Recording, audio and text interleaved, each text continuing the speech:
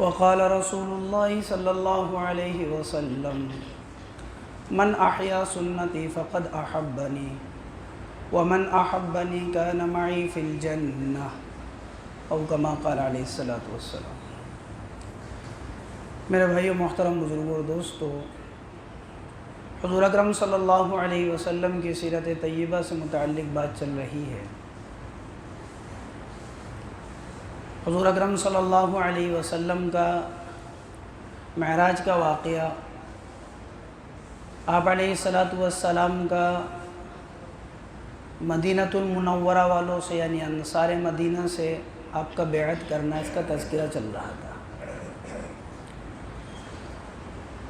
مدینہ سے 12 لوگ آئے جنہوں نے آپ علیہ الصلوۃ والسلام سے بیعت کی۔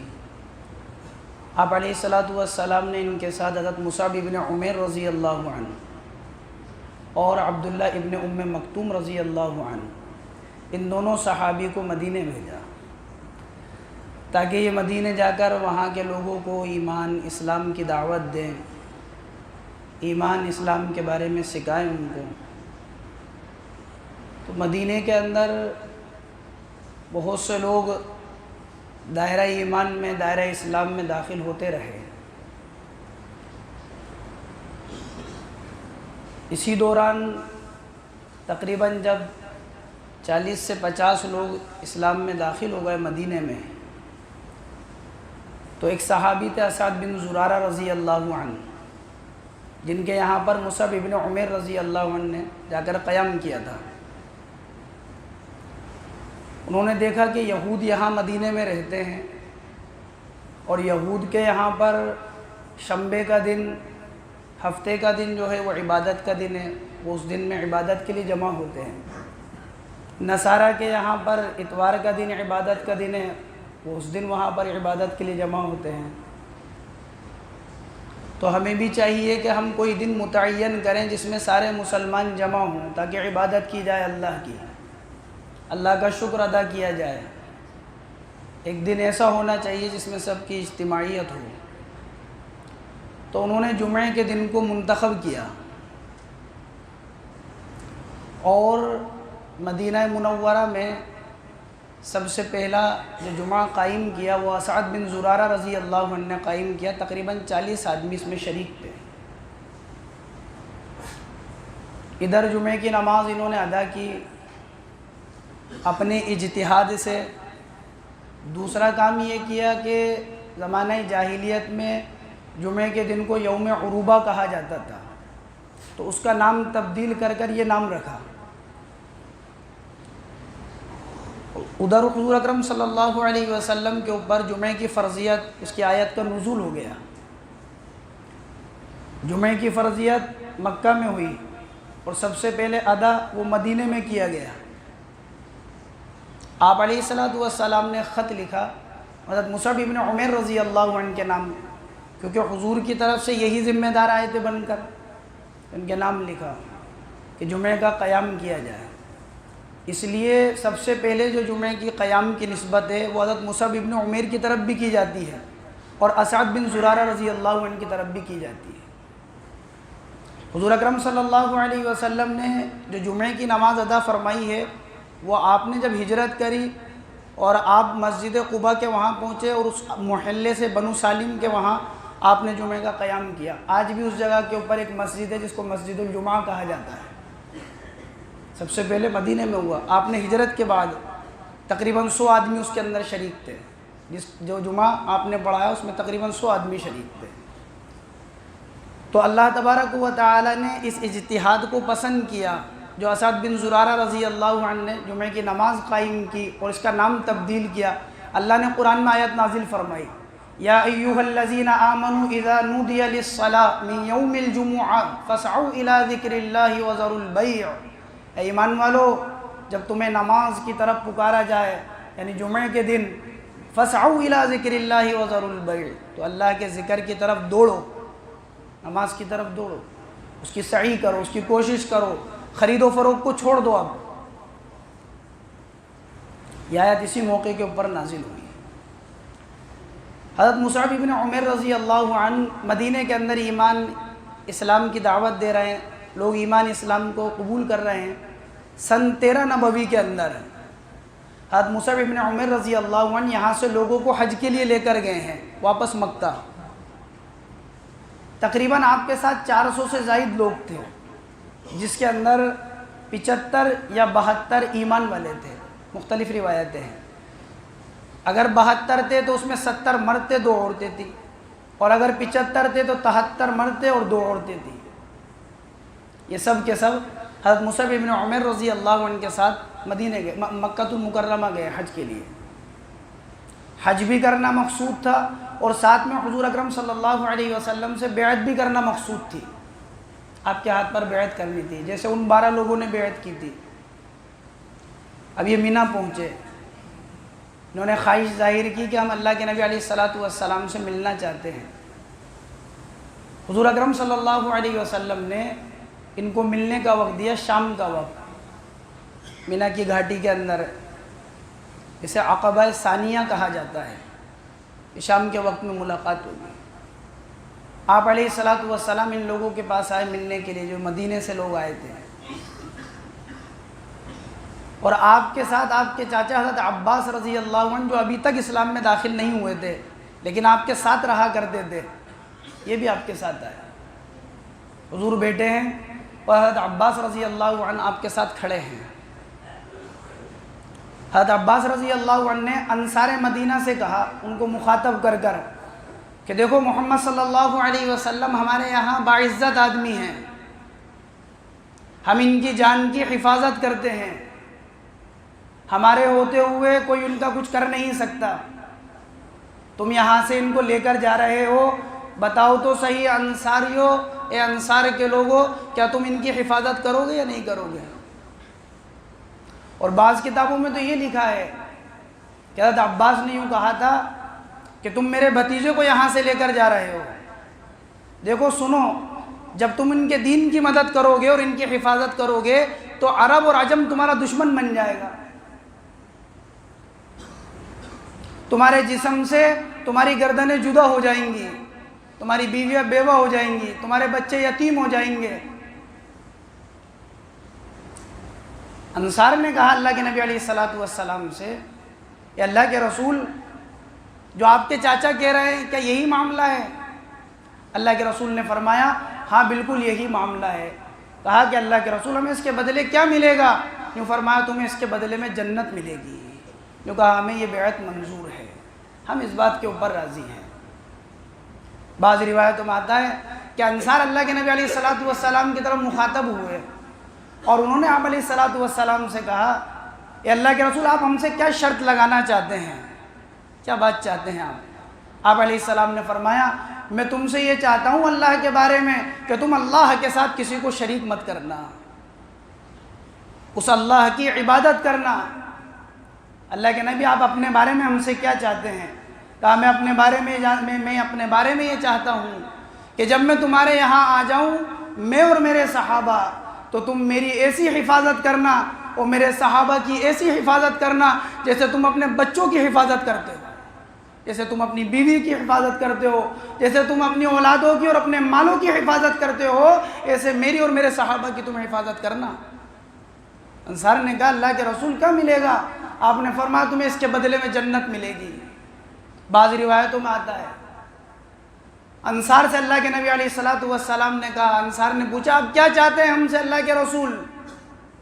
اللہ کے نبی نے فرمایا میں اس بات پر بیعت چاہتا ہوں تم سے، علی السمع والطاعہ، کہ تم سنو گے اور مانو گے، فی المکرہ والمنشا، تمہارا دل چاہے گا انصار تب بھی مانو گے اور تمہارا دل نہیں چاہے گا تب بھی مانو گے، فی العسر والیسرا، تنگ دستی ہوگی تب بھی تم مانو گے اور تمہارے حالات اچھے ہوں گے تم تب بھی مانو گے، راحت کا زمانہ ہوگا تب بھی تم میرا اور میرے دین کا ساتھ دو گے اور تنگ دستی کا زمانہ ہوگا تب بھی تم میرے اور میرے دین کا ساتھ دو گے۔ انصار نے کہا ایسا ہی کریں گے، اور ایسا ہی کیا۔ صحابہ نے ساری زندگی اسی رخ پر گزار دیا، علی السمع والطاعہ، سنیں گے اور مانیں گے، بات سمجھ میں آئے گی تب بھی سنیں گے تب بھی مانیں گے، بات سمجھ میں نہیں آئے گی تب بھی سنیں گے تب بھی مانیں گے، حالات اچھے ہوں گے تب بھی سنیں گے مانیں گے، حالات ناموافق ہو گئے تب بھی سنیں گے مانیں گے۔ صحابہ چاہے پھر وہ انصار ہوں چاہے وہ مہاجر ہوں ایسا ہی کرتے تھے۔ حضور اکرم صلی اللہ علیہ وسلم خطبہ دے رہے تھے، مسجد بھری ہوئی ہے، لوگ دروازے کے اوپر کھڑے ہیں، آپ نے خطبے کے دوران فرمایا کہ جو شخص جہاں کھڑا ہے وہ وہاں بیٹھ جائے۔ ایک صحابی راستے میں چلتے ہوئے آ رہے ہیں، حضرت عبداللہ ابن مسعود رضی اللہ عنہ، اور ان کے کان میں بھی یہ آواز گئی کہ جو جہاں کھڑا ہے وہ وہاں بیٹھ جائے۔ وہ راستے میں ہی بیٹھ گئے۔ جب خطبہ پورا ہوا آپ علیہ السلام نے فرمایا کہ عبداللہ ابن مسعود میری مراد تم نہیں تھے، میری مراد تو وہ لوگ تھے جو دروازے پر کھڑے ہوئے تھے۔ کیوں کہا کہ ابن مسعود کی اتنی مجال نہیں ہے کہ آپ کی آواز اس کے کان میں آ جائے اور ایک قدم بھی آگے بڑھا دے۔ علی السمع والطاعہ، ہم سنیں گے اور مانیں گے۔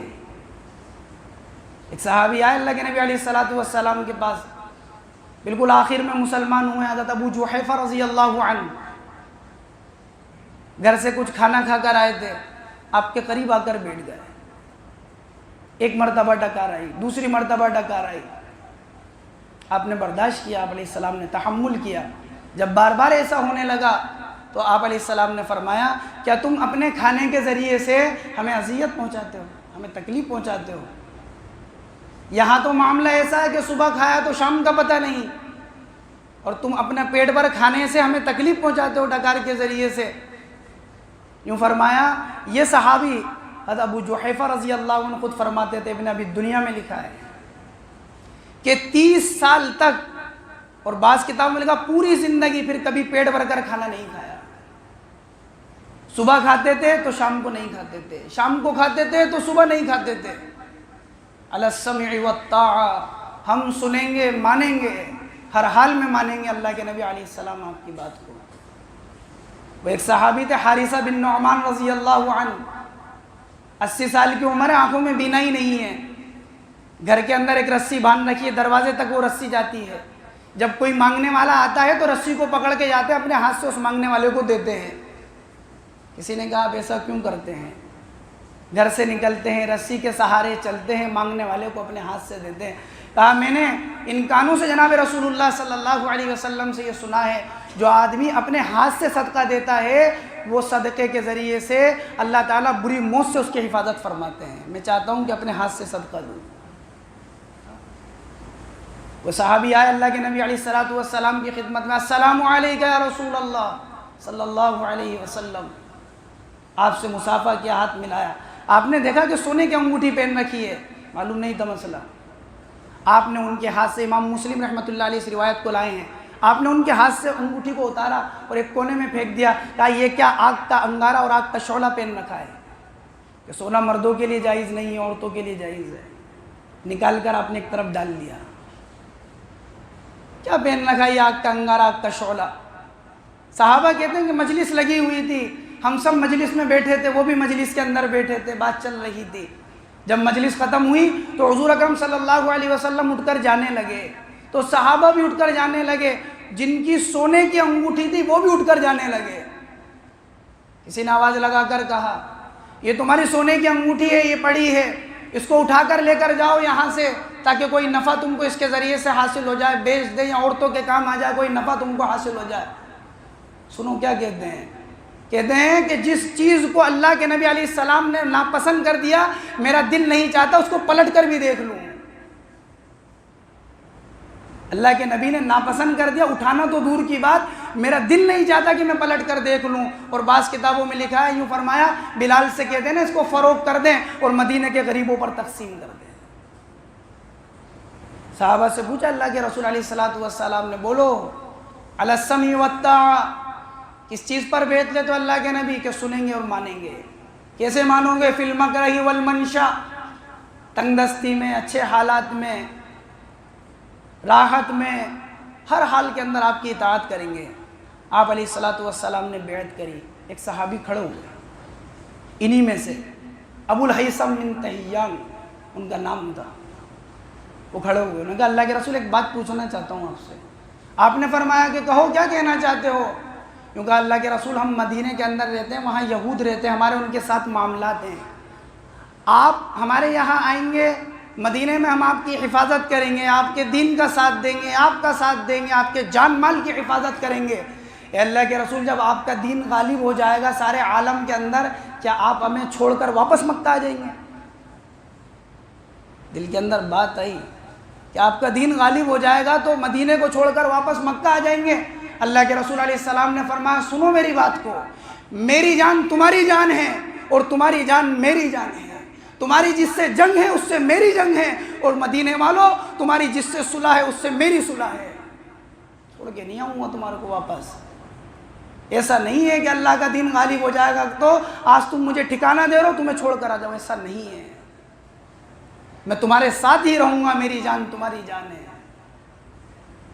اور ایسا ہی ہوا. مدینہ المنورہ میں آج بھی حضور اکرم صلی اللہ علیہ وسلم کا روضہ مبارک موجود ہے. سن 8 میں مکہ فتح ہو گیا تھا، لیکن آپ نہیں رکے، آپ وہاں سے واپس مدینے لوٹ گئے. آپ علیہ السلام کے اوپر یہ 72 یا 75 لوگوں نے اس وقت کے اندر آپ علیہ السلام پر بیعت، آپ کے ہاتھ پر بیعت کی. اور پھر یہ لوگ مدینے کے اندر گئے، اور پھر ایسا ماحول بنا مدینے کے اندر کہ گھر گھر کے اندر اسلام پہنچا. اور پھر اس کے بعد آپ علیہ السلام نے بعد میں ہجرت کی ہے. حضور اکرم صلی اللہ علیہ وسلم کی سیرت طیبہ سے متعلق بات چل رہی ہے. حضور اکرم صلی اللہ علیہ وسلم کا حج پر آنے والے قافلوں کو دعوت دینا، اس کا تذکرہ چل رہا تھا. مدینے سے کچھ لوگ آئے جنہوں نے آپ علیہ السلام کے ہاتھ پر بیعت کی، اور یہ بیعت کر کے واپس چلے گئے. پھر دوسری مرتبہ میں پھر کچھ لوگ آئے جن کی تعداد 75 بتائی جاتی ہے، جن میں 2 عورتیں ہیں، باقی مرد ہیں.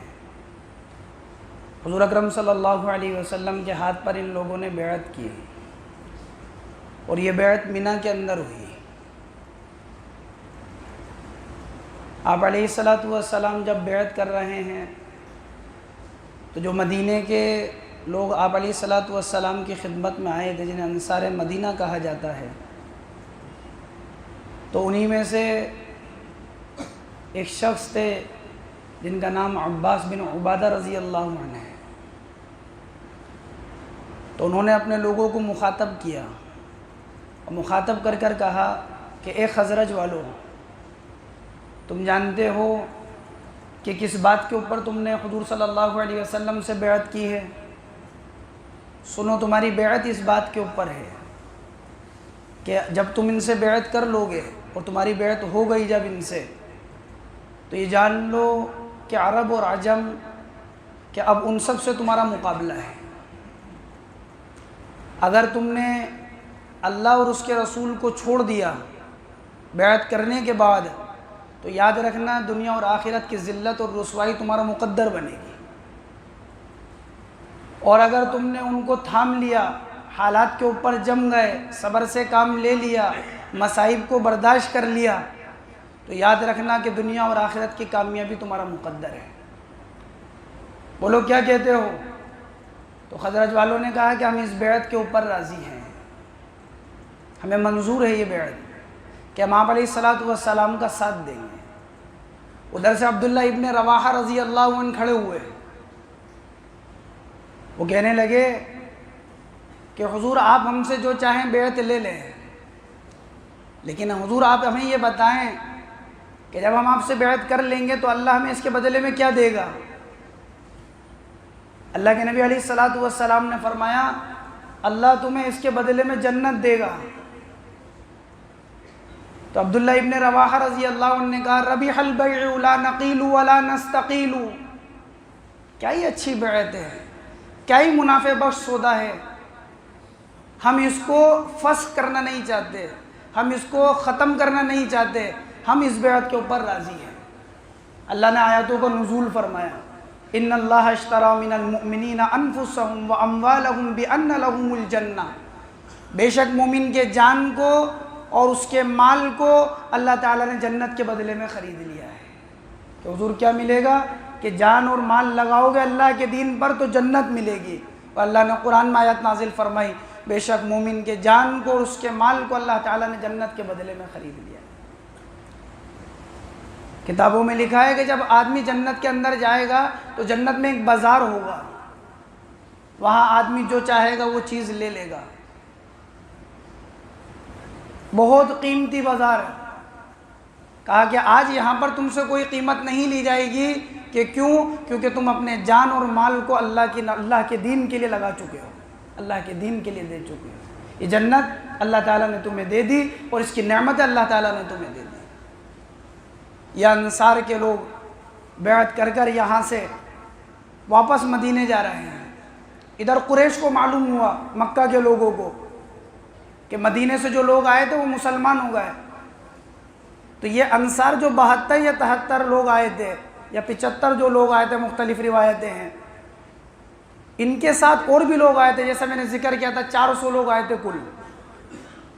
تو ان قریش نے ان لوگوں سے پوچھا جو ایمان میں داخل نہیں ہوئے تھے کہ ہم نے سنا ہے کہ تم لوگ ایمان میں داخل ہو گئے۔ انہوں نے کہا کہ نہیں، ہمیں تو کوئی ایسا علم نہیں ہے۔ کہا کہ ٹھیک ہے۔ بعد میں قریش کو معلوم ہوا کہ ایسا معاملہ ہوا ہے، ان کے کچھ لوگ ایمان میں داخل ہوئے، تو یہ لوگ ان کو پکڑنے کے لیے گئے، لیکن یہ نکل چکے تھے۔ بس ایک صحابی تھے حضرت سعد بن عبادہ رضی اللہ عنہ، وہ ان کے پکڑ میں آئے، ان پر بہت ظلم و ستم کیا۔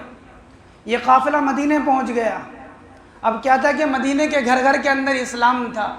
وہاں مصعب ابن عمیر رضی اللہ عنہ پہلے ہی محنت کر چکے تھے، عبداللہ ابن ام مکتوم رضی اللہ عنہ پہلے ہی محنت کر چکے تھے، وہاں ان کے ساتھ مل کر اسد بن زرارہ پہلے ہی محنت کر چکے تھے، وہاں ان کے ساتھ مل چکے تھے سعد ابن معاذ رضی اللہ عنہ، اسید بن حضیر رضی اللہ عنہ، یہ صحابہ مل چکے تھے اور اسلام گھر گھر کے اندر پہنچ رہا تھا۔ انہی گھروں میں سے ایک گھر تھا جسے کہا جاتا تھا عمر بن جموع انصاری رضی اللہ عنہ کا گھر۔ ان کے بھی بیٹے تھے، بعض کتابوں میں 3 بیٹے، بعض میں 4 بیٹے لکھے ہیں، کہ جو حضور صلی اللہ علیہ وسلم کے ہاتھ پر بیعت کر چکے تھے۔ یہ آئے واپس مدینے کے اندر، ان بیٹوں کے اخلاق کو، ان بیٹوں کے معاملات کو، ان بیٹوں کے دین کو، ان کی دینداری کو دیکھ کر ان کی والدہ بھی مسلمان ہو گئی، بچوں کی، حضرت عمر بن جموع انصاری رضی اللہ عنہ کی بیوی۔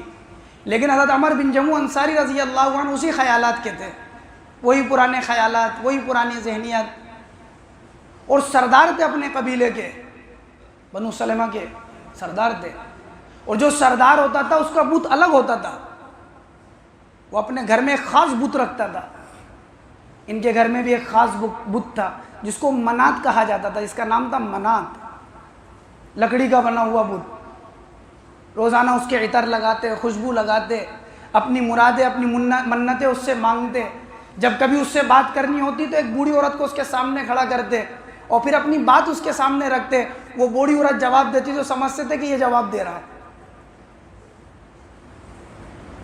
بیٹوں سے پوچھا تم نے کس دین کو قبول کر لیا؟ معلوم ہو گیا بیٹوں کے بارے میں، شروع میں معلوم نہیں تھا، بعد میں معلوم ہو گیا۔ بیٹوں نے سورہ فاتحہ پڑھ کر سنائی، الحمدللہ رب العالمین الرحمن الرحیم مالک یوم الدین۔ بڑا اثر ہوا دل کے اندر، تاکہ میں اپنے معبود سے مشورہ کر کے پھر بتاؤں گا، اگر وہ کہے گا تو قبول کر لوں گا، وہ منع کر دے گا تو نہیں کروں گا۔ بچوں نے کہا وہ تو لکڑی کا ہے ابا، وہ کیا بولے گا؟ تو غصے کے اندر آ گیا، میرے معبود کو لکڑی کا کہتے ہو، غصے کے اندر آ گیا۔ بچوں نے یہ کیا کہ جب یہ رات کو سو گئے تو وہ جو معبود بنا رکھا تھا اس کو اٹھایا، گڈھے میں لے جا کے ڈال دیا۔ اب جیسے ہی صبح اٹھے دیکھا کہ وہ جو جس کو میں نے معبود بنایا وہ تو نہیں ہے یہاں پر، تلاش کرنے کے لیے نکل گئے، تلاش کر رہے ہیں، دیکھا کہ گڑھے کے اندر ہے، گڈھے کے اندر ہے۔ وہاں سے اٹھایا، اس کو اپنے سینے سے لگایا، اس کے عطر لگایا، اس کو غسل دیا، پھر اسی جگہ لا کر رکھ دیا۔ دوسرے دن پھر بچوں نے یہی معاملہ کیا، پھر صبح اٹھے، پھر تلاش کیا، پھر ایسا ہی ہوا کہ کسی گڈھے میں ملا، اٹھایا، اس کے عطر لگایا، اس کو خوشبو لگائی، پھر رکھ دیا، اور کہا مجھے معلوم نہیں ہے تیرے ساتھ کون یہ کرتا ہے، اگر مجھے معلوم ہو جاتا تو اس کے تن سے اس کی گردن جدا کر دیتا۔ پھر تیسرے دن یہی معاملہ ہوا، پھر تیسرے دن تلاش کیا، پھر مل گیا، پھر عطر لگایا، خوشبو لگائی، غسل دیا، پھر رکھ دیا۔ ایک تلوار لے کر آئے اور اس کے کندھے پر رکھ دی تلوار۔ کہا مجھے تو معلوم نہیں ہے کہ کون تیرے ساتھ یہ معاملہ کرتا ہے، لیکن یہ تلوار تیرے پاس رکھ کر جا رہا ہوں، اگر تو اپنے آپ کو بچا سکتا ہو تو تو اپنے آپ کو بچا لینا، تو بدلہ لے لینا۔ پھر چلے گئے۔ معاذ ابن جبل رضی اللہ عنہ ان کے دوست تھے، عمر بن جموع انصاری رضی اللہ عنہ کے، اور ان کے بچے، انہوں نے پھر مل کر یہی معاملہ کیا۔ وہ تلوار تو سائڈ میں رکھی اٹھا کر، اور پھر لے گئے ایک مرا ہوا جانور اور ایک یہ جو لکڑی کا بنا رکھا تھا، انہوں نے دونوں کو کنویں میں لٹکا دیا۔ پھر تلاش کرنے کے لیے نکلے، اور تلاش کرتے کرتے پہنچے کنویں کے اندر، اور جب جیسے ہی اس نے کنویں میں دیکھا تو دل میں نفرت پیدا ہو گئی اس کی۔ کہنے لگے تو اپنے آپ کو ہی نہیں بچا سکتا، تو اور ایک مرا ہوا جانور دونوں ایک ساتھ ہیں، تو میں تیری عبادت کیسے کروں؟ میں تو محمد الرسول اللہ صلی اللہ علیہ وسلم کے اوپر ایمان لے کر آتا ہوں، آپ کے اوپر ہاتھ پر ایمان لائے۔ یہ عمر بن جموع انصاری رضی اللہ عنہ انصاری ہیں، اور پھر کیا مقام اللہ تبارک و تعالیٰ نے ان کو عطا فرمایا ہے۔ احد کا دن تھا، غزوہ احد کا دن، سب بیٹے اللہ کے راستے کے اندر جا رہے تھے، یا اللہ کے نبی علیہ السلام کے پاس، اور کہنے لگے میں بھی جانا چاہتا ہوں اللہ کے راستے کے اندر۔ اللہ کے نبی نے فرمایا کہ تم معذور ہو، ایک پیڑ سے لنگڑے تھے، کہا کہ تم معذور ہو، تمہیں کوئی حرج نہیں ہے اگر تم اللہ کے راستے کے اندر نہیں جاؤ، کوئی گناہ نہیں ہے تمہارے اوپر۔ کہنے لگے اللہ کے رسول میری تمنا تھی، میری خواہش تھی، میری آرزو تھی، میں اللہ کے راستے کے اندر جاتا اور ان لنگڑے پیروں کے ذریعے سے اللہ کی جنت کے اندر میں بھی چلتا، میری یہ خواہش تھی۔ آپ نے فرمایا کوئی حرج نہیں عمر، تم معذور ہو۔ یہ واپس لوٹ گئے، کہ اللہ کے نبی میں نے آپ کے ہاتھ پر فیصلہ چھوڑا، آپ جو فیصلہ کریں گے۔ یہ لوٹ رہے ہیں، اللہ کے نبی نے ان کے بیٹوں سے کہا کیا کہتے ہو تمہارے والد کے بارے میں، کیا ان کو لے چلیں؟ کہا یہ تمنا رکھتے ہیں، کہا کہ جاؤ تم بھی تیاری کر لو اللہ کے راستے کے اندر جانے کی۔ جب اللہ کے راستے کے اندر گھر پر گئے، گھر پر بیوی نے ان کو ابھارا، مجھے تو ایسا لگتا ہے کہ تم واپس لوٹ کر آ رہے ہو، جان بچانا چاہ رہے ہو۔ تو قبلے کی طرف رخ کیا اور یوں کہا اے اللہ تیرے راستے کی شہادت چاہتا ہوں، ولا تردنی الی اہلی، اے اللہ میں چاہتا ہوں تو مجھے میرے گھر والوں کی طرف کبھی مت لوٹانا۔ اپنے بچوں کے ساتھ اللہ کے راستے میں احد کے میدان کے اندر نکل گئے، اور اکڑ اکڑ کے چلتے تھے، بیٹا آگے جاتا تھا اور یہ اس کے پیچھے پیچھے چلتے تھے اور اشعار پڑھا کرتے تھے، حتیٰ کہ یہ ہوا یہ بھی اللہ کے راستے کے اندر شہید ہو گئے۔ اور ان کے ساتھ ایک صحابی حضرت جابر رضی اللہ عنہ کے والد حضرت عبداللہ بن عمر رضی اللہ عنہ، وہ بھی شہید ہوئے، اور بھی صحابہ شہید ہوئے احد کے میدان کے اندر۔ معاملہ یہ ہوا کہ جب یہ دونوں کو ایک قبر کے اندر دفن کیا گیا، حضرت عمر بن جموع انصاری رضی اللہ عنہ اور حضرت عبداللہ ابن حرام رضی اللہ، حضرت عبداللہ بن عمر بن حرام رضی اللہ عنہ، ان دونوں کو ایک قبر میں دفن کیا گیا۔ جب قبر میں دفن کر دیا گیا، حضرت جابر رضی اللہ عنہ جا رہے تھے، آنکھوں کے اندر آنسو تھے، غمگین تھے۔ آپ کی حضرت جابر رضی اللہ عنہ کی پھوپھی یعنی حضرت عبداللہ کی بہن وہ بھی رو رہی تھی۔ اللہ کے نبی نے فرمایا تم کیوں روتے ہو؟ تم کیوں روتے ہو؟ ان کے اوپر تو فرشتوں نے سایہ کیا ہوا ہے۔ حضرت جابر فرماتے ہیں ایک مرتبہ میں جا رہا تھا، بڑا غمگین میرا چہرہ تھا۔ اللہ کے نبی نے پوچھا جابر کیا بات ہے؟ میں نے کہا اللہ کے نبی آپ تو جانتے ہیں میرے والد اللہ کے راستے میں شہید ہو گئے، کافی قرضہ ہے، اور ان کی بیٹیاں اور بہنیں بھی ہیں، کہ اللہ کے نبی علیہ السلام بس یہ غم ستا رہا ہے۔ آپ کی آنکھوں میں آنسو آ گئے اللہ کے نبی کی، اور آپ نے فرمایا جابر سن میری بات، کیا میں تجھے خوشخبری نہ سناؤں؟ فرمایا اللہ کے نبی بتائیے آپ کیا کہنا چاہتے ہیں؟ فرمایا تیرے والد اللہ کے سامنے پیش کیے گئے، اور اللہ کسی سے بالمقابل آمنے سامنے بات نہیں کرتے ہیں، لیکن تیرے والد وہ ہیں جن سے آمنے سامنے بالمشافہ اللہ نے بات کی ہے۔ تیرے والد سے پوچھا کہ بتا عبداللہ کیا چاہتا ہے؟ تیرے والد نے کہا اللہ دوبارہ زندگی چاہتا ہوں، تیرے راستے کی شہادت چاہتا ہوں۔ یوں کہا جب اللہ کے نبی نے مجھے یہ بات کہی، میرے دل کے سارے غم ڈھل گئے، جب کوئی غم باقی نہیں رہا۔ ایک قبر میں دونوں کو دفن کیا، حضرت عمر بن جموع انصاری رضی اللہ عنہ، عبداللہ بن عمر بن حرام رضی اللہ عنہ۔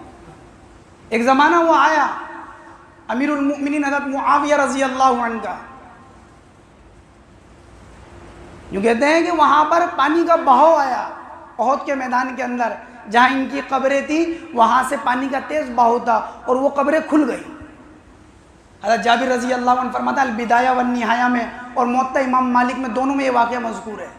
حضرت جابر رضی اللہ عنہ فرماتے ہیں کہ یہ دونوں ایک قبر میں تھے، ہم نے دیکھا جب قبر کو کھولا تو ہم نے دیکھا کہ حضرت عمر بن جموح انصاری رضی اللہ عنہ کے ایک زخم آیا تھا، جس دن ہم نے دفن کیا تھا اس دن ان کا ہاتھ اس طرح زخم کے اوپر تھا. ہم نے جب اس قبر کو کھولا ہم نے دیکھا تو ان کا ہاتھ اسی طرح تھا. ہم ہاتھ ہٹاتے ہیں واپس ہاتھ وہاں چلا جاتا ہے، ہم ہاتھ ہٹاتے ہیں زخم سے خون بہنے لگتا ہے. کسی نے پوچھا کہ جابر کتنا عرصہ ہوا؟ یوں کہا ان کو دفن کیے ہوئے اور آج کی تاریخ میں 46 سال کا عرصہ ہو گیا تھا. کہ 46 سال ہوگا امیر معاویہ رضی اللہ عنہ کے دور کے اندر، تو ایسا لگتا تھا جیسے کل دفنایا ہے. یہ انصار مدینہ، ان کے لیے اللہ کے نبی نے فرمایا تھا میری جان تمہاری جان ہے، میری جس سے تمہاری جس سے بیعت ہے میری اس سے بیعت ہے، تمہاری جس سے صلح ہے میری اس سے صلح ہے. اور بہت مشہور تھی یہ بات کہ ان کی قبروں سے خوشبو آیا کرتی تھی. یہ انصار ہیں جن کی طرف اللہ کے نبی علیہ الصلوۃ والسلام ہجرت کر کر کے، اللہ کے نبی نے ان کی فضیلت میں فرمایا تھا لو سلک الناس فی واد، اگر لوگ ایک وادی کے اندر چلیں لسلکت فی وادی الانصار، تو میں انصار کی وادی کے اندر چلوں گا. اللہم اغفر للانصار ولی ابناء الانصار ولی ابناء ابناء الانصار ولی جیران الانصار. اے اللہ انصار کی مغفرت فرما، ان کے بیٹوں کی مغفرت فرما، ان کے پوتوں کی مغفرت فرما، ان کے پڑوسیوں کی مغفرت فرما. یہ ہے انصار مدینہ. اللہ کے نبی نے فرمایا تھا جو انصار سے محبت کرتا ہے وہ ایمان کی علامت ہے، وہ ایمان والا ہے. منافق کبھی انصار مدینہ سے محبت نہیں کر سکتا. جو انصار سے محبت کرتا ہے اللہ اس سے محبت کرتے ہیں، جو انصار سے بغض رکھتا ہے اللہ رب العزت اس سے نفرت کرتے ہیں. یہ ہے انصار مدینہ. اللہ کے نبی علیہ السلام نے فتح مکہ کے موقع پر مال تقسیم کیا، مہاجرین کو دیا. انصار کے کچھ نوجوان نے کہا ہم نے ٹھکانہ دیا، ہم نے اپنے جانوں کی بازی لگائی، آج جب مال تقسیم کرنے کی باری آئی تو مہاجرین کو دے دیا. اللہ کے نبی نے، آپ کے کانوں میں یہ بات پہنچی، آپ نے انصار کو بلایا، انصار آؤ میرے پاس. آپ نے کہا یہ بات جو مجھ تک پہنچی ہے کیا صحیح ہے؟ کہا کہ ہاں. سنو انصار، لوگ مال لے کر اپنے گھروں کی طرف لوٹ جائیں اور تم اللہ کے نبی کو لے کر اپنے گھروں کی طرف لوٹ جاؤ، کیا اس بات سے خوش نہیں ہو؟ یہ مال لے کر لوٹ جائیں گے، میں تمہارے ساتھ چل رہا ہوں.